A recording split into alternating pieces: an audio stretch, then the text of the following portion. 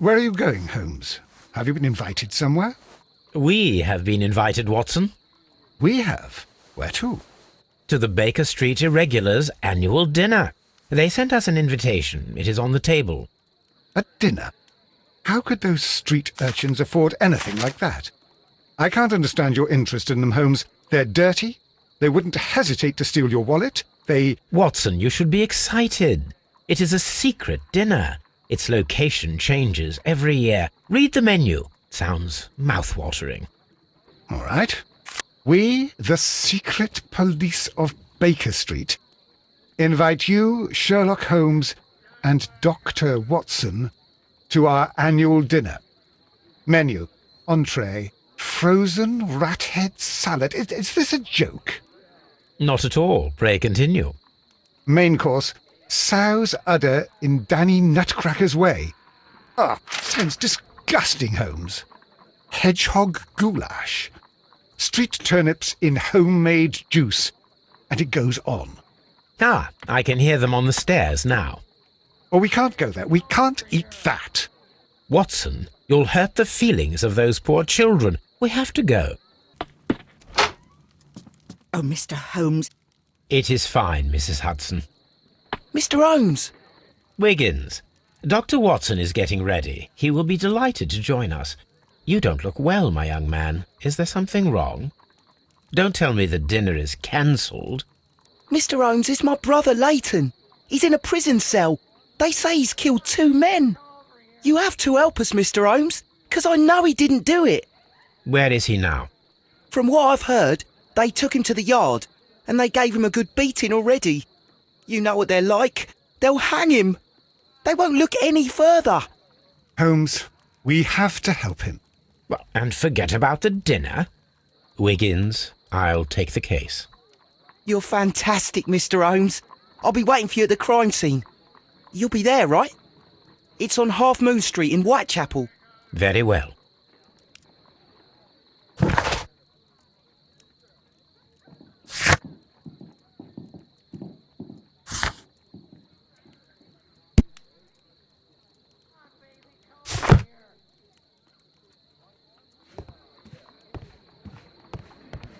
Hello, Toby.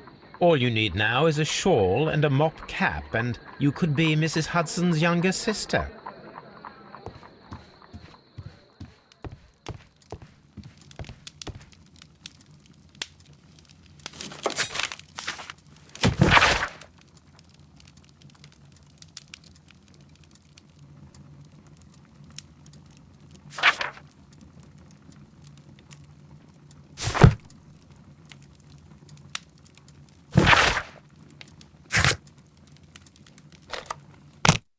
Mr. Holmes, whatever brings you here so late at night? I'm interested in the case of young Leighton Chapman. He was arrested earlier this evening and accused of a double murder. I beg your pardon? That case is quite clear to the police. Or are there any new facts that we don't know about? Who knows, Inspector? Look, you are free to investigate, of course, Mr. Holmes. Chapman was arrested with a revolver in his possession, which you can find in the evidence room. The suspect himself is in custody.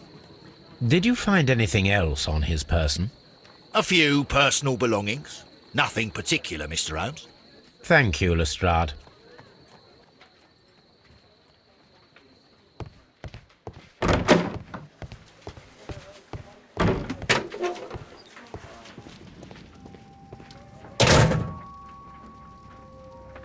A cheap watch. Bought with his own money, no doubt. These cigarettes are filled with cheap tobacco. Nothing interesting. So this is the gun that Leighton was holding when he was caught by the police. It is a Webley revolver, a reliable weapon.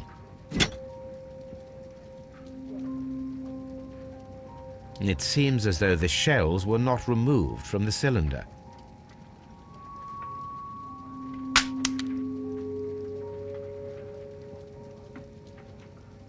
Two out of the 6 shells have been fired. There were 2 shots.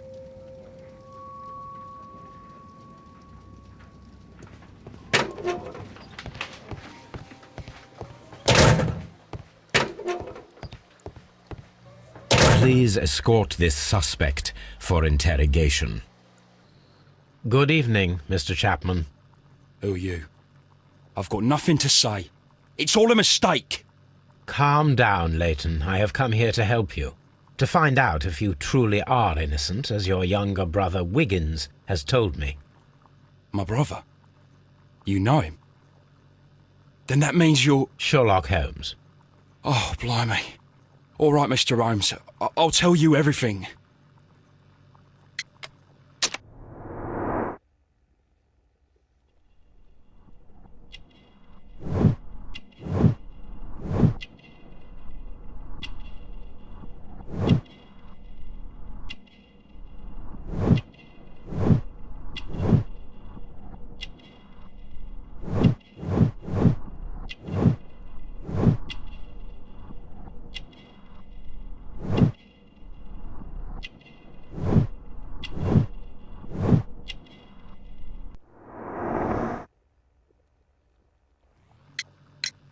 Good. Tell me your account of what happened. I left my work and I hurried up to see the fireworks in Whitechapel. I was late, so I decided to cut through Half Moon Street. I saw the first fireworks light up in the sky. I bumped into a constable on a corner before entering Half Moon. Then suddenly, what with all the firework flare, I saw two men. They were both lying flat in the middle of the street. I stopped where I was. I thought about turning back to the police, but as I was thinking of that, I saw a third person. He was leaning over the body that was furthest from me. The second I saw him, he raised his head and he stared at me. In a flash, I saw his gun, but he made a dash for it instead and he escaped through Whitechapel Street. So you might still have had time to return to the constable. I panicked. I didn't know what to do. Anyway, I approached the bodies just to see if they were still alive. I saw that one had blood pumping out of his stomach. He was dying. It was horrible. The second one was already dead. He had a hole in his head. He was holding a gun in his hand though. I took it, and then I followed the third man. Interesting. Pray, continue. I turned a corner, and I saw the man standing in the middle of the street. He seemed to be in some sort of panic. And then, Mr. Holmes, something strange happened. I told the police and they laughed at what I said, but I swear to you, my words are true. I started running towards him. But then I was blinded by a flash. It was so bright that I hardly saw anything for a good dozen seconds. But I kept running forward. As I arrived in Whitechapel, I heard a woman screaming. And then I was caught by the police. But there wasn't a trace of that man. Of course, then they found a gun and all that blood. I couldn't see the murderer escaping and all that mess. Perhaps I was still half-blinded at that moment. A thrilling account, my young man. Leighton, are you able to describe the person whom you saw standing in Half Moon Street? Well, I wasn't able to see his face at all. It was too dark, and he was too far away. I could see his silhouette. And what about that? Nothing so special. He was wearing a jacket. He was quite average in size and his weight. I see. Was there anything else that struck you at the time? No. But perhaps... It's strange, but I can't remember the sound of his footsteps as he was running away. Perhaps it was because of the fireworks or the surprise of me seeing him. We shall see you soon, young man.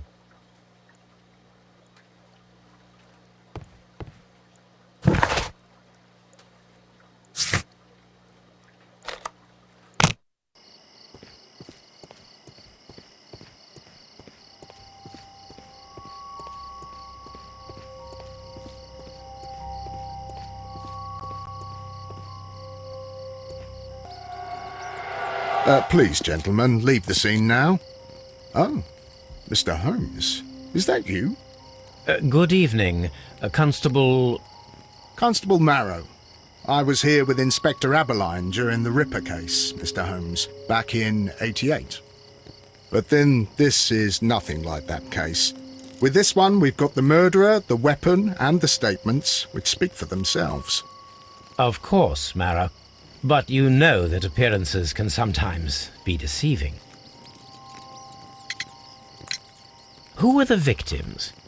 The two men here, both shot. The Stad fellow was Brian Vercotti, a well-known ruffian. The other, Kenneth Butler, a jeweller by trade. You spoke of statements. You have witnesses? Well, I was there, so I gave my own statement. And then there were two other witnesses who said they saw the killer Chapman. Mr. Turner, a gentleman who lives in that flat over there. And Polly Powell, a flower seller, who was over at the far side of the street. So, Constable Marrow, I should be delighted to hear your testimony. I was standing at the north side of Half Moon Street. That was the side that you came from. But you would have been unable to observe this part of the street, where we are standing now. That is correct. But I saw the two victims slowly enter Half Moon Street, and then shortly after, the fireworks started. A few minutes after that, the fellow Chapman rushed towards me and ran into Half Moon Street. Please continue. I didn't pay attention, but suddenly I heard a woman's cries and police whistles on the other side of Half Moon Street. I rushed over there and I saw the two dead bodies on the ground. When I reached Whitechapel Street, I saw Leighton Chapman. He'd been caught by two police constables. Did you hear the shots? I didn't hear any shots. The fireworks were all over the sky. They were so loud I couldn't hear anything else. What were the fireworks in honour of, Constable? Well, today's Queen Victoria's birthday, Mr. Holmes. Ah, yes, I appear to have lost track of the days. It is May now, of course. Constable Marrow, what else caught your attention while you were running through Half Moon Street? I saw nothing but rats, and I took the time to light every corner with my lamp. Did you happen to look up at Mr. Turner's window when you were on Half Moon Street at that time? Yes, I saw that the window was open, but no one was there. It was dark in the room. Constable, your statements have been of great value to me.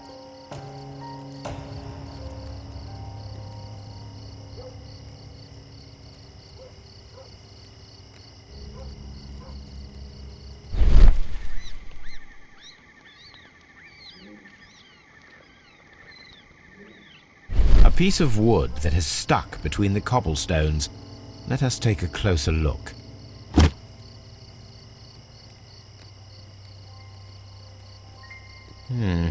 This shard of wood is quite new.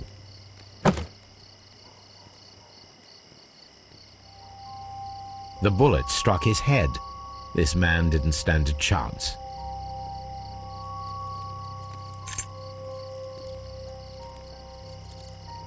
This is an ordinary key. I wonder what kind of door it opens.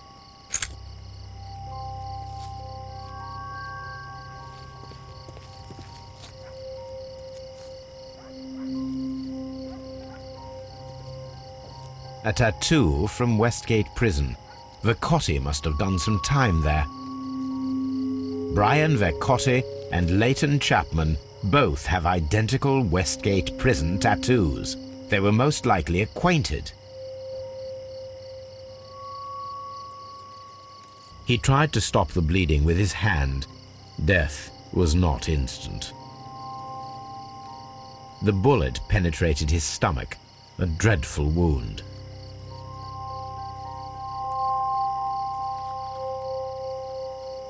Brian Vercotti suffered greatly. What a terrible way to die.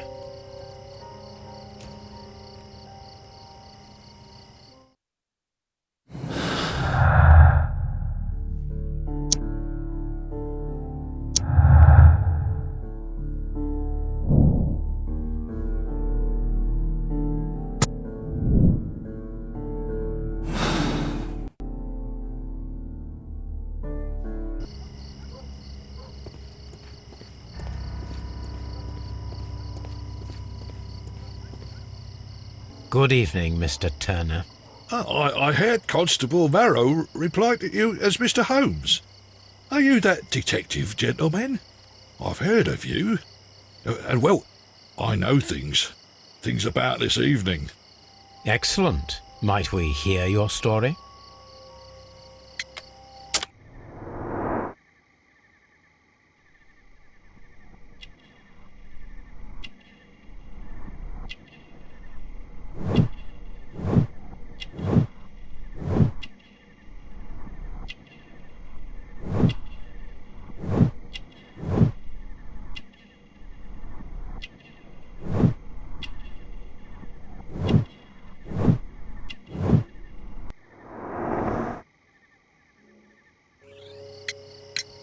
Could you tell us everything that you may have seen or heard? I was already in bed when the fireworks started. A few moments after, I clearly heard 2 gunshots from outside. Please continue. I quickly got up and I grabbed the lamp from my nightstand and I rushed towards the window. I looked down and I saw 2 bodies. And there was a man with a gun who was standing nearby. Where exactly? Well, near this body. Did he notice you? I don't think so. He rushed towards Whitechapel Street without looking around. Mr. Turner, did you see anyone else in the street? No, I saw no one but that man, the murderer, the fellow they caught. Were the 2 shots you heard consecutive? Yes, there was a very short pause between them, and they sounded different somehow. It seemed to me that the second shot was louder than the first. That is an interesting comment.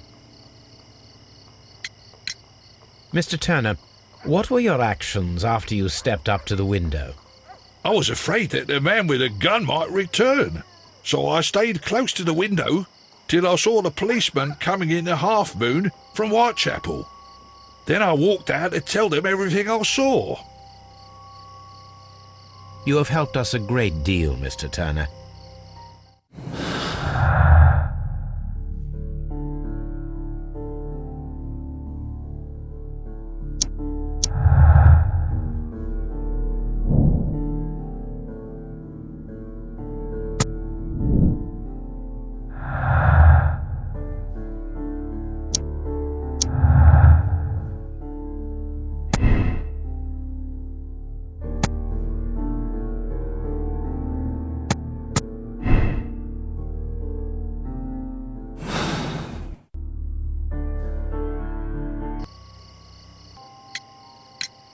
Mr. Turner, you have stated that you remained close by your window after the crime, is that correct? Oh, yes, Mr. Holmes. I stayed at my window until the policeman arrived to examine the dead bodies. That is very interesting, Mr. Turner. Constable Marrow stated that he did not see anyone at the window when he was running through Half Moon Street. Well, I think Constable Marrow and me, we might have been distracted by the whistles and shouts coming from Whitechapel. We could have missed each other somehow. You understand what I mean? It was a bit of a stressful moment, to tell you the truth, sir. Allow me to form my own theories, Mr. Turner. Would you mind showing me the view that you had from your window? Not at all, Mr. Holmes. Please, follow me. Mr. Turner appears to live very modestly.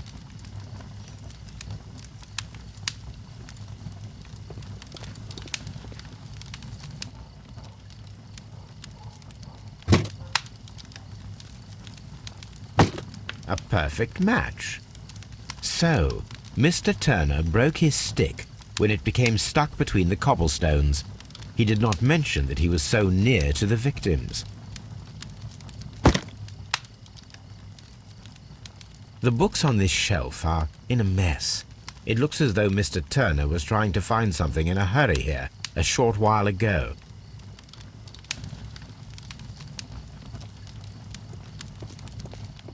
Mr. Turner was roused from his bed by the sound of gunshots.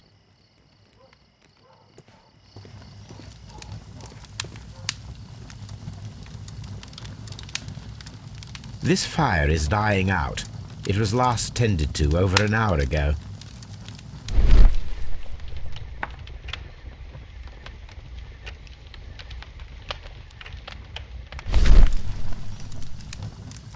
The papers are almost entirely burned. I am unable to see what's written here.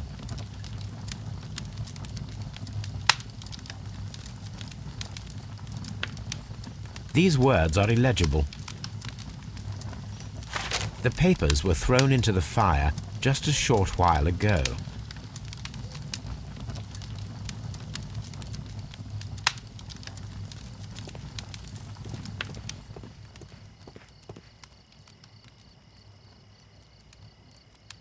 This kitchen knife is quite sharp.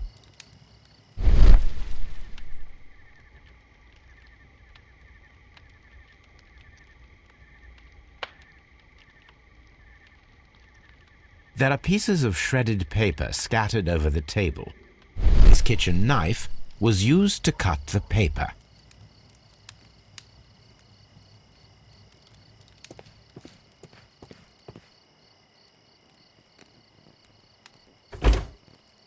So, that's the view Mr. Turner had when he opened the window. The dead body of Kenneth Butler. Brian Vercotti's contorted corpse. Mr. Turner had a perfect view of the crime scene. He saw the bodies clearly, and Leighton Chapman standing over them.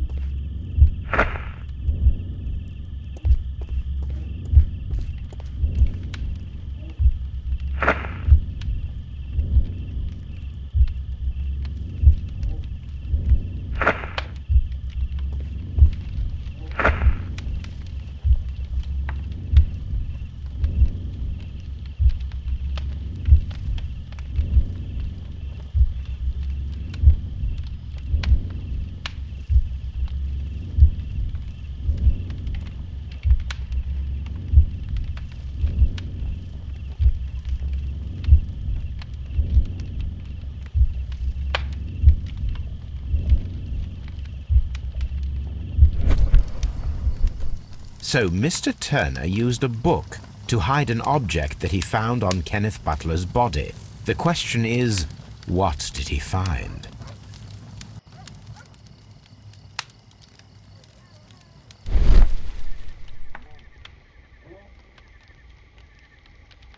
I can see prints from greasy fingers upon the cover of this book. Let us take a closer look. Well now, what a find! A precious jewel, concealed inside a book. A bracelet with a unique ram's head design, a distinctive feature of ancient Grecian artifacts, probably of the Hellenistic era.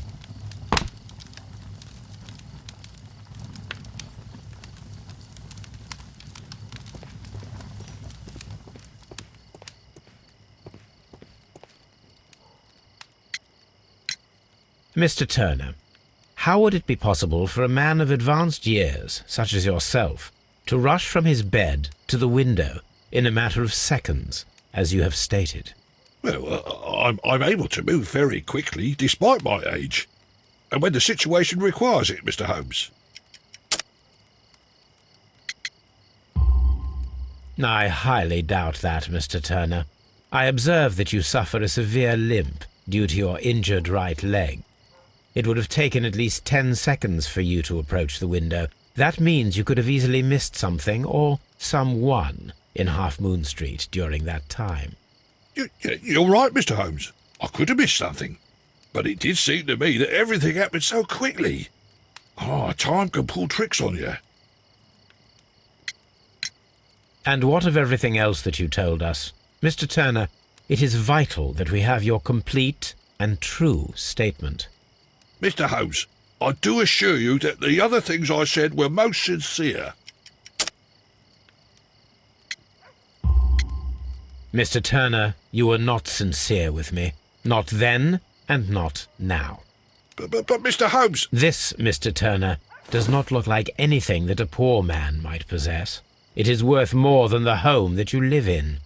I can explain. No, merely correct me if I am wrong. You saw Leighton Chapman through the window, but you also noticed a glittering object on the ground, this precious jewel. You walked down and took the bracelet from the body of Kenneth Butler, and when you heard the whistles, you hurried away. That broke your walking stick. It caught fast between the cobbles. Constable Marrow was unable to see you in the window as you were climbing up the stairs on your way back to your flat. Upon returning home, you hid the precious jewel inside a book. Mr. Holmes, please don't send me to prison. I didn't do anything bad. I'm just a poor man. When I chanced upon the bracelet, I saw it as an opportunity to make a little money. I was desperate. I only took the bracelet, that's all, I swear. You made a mistake by lying to me. But you are not a criminal. I believe that. Although I must return this bracelet to its rightful owner.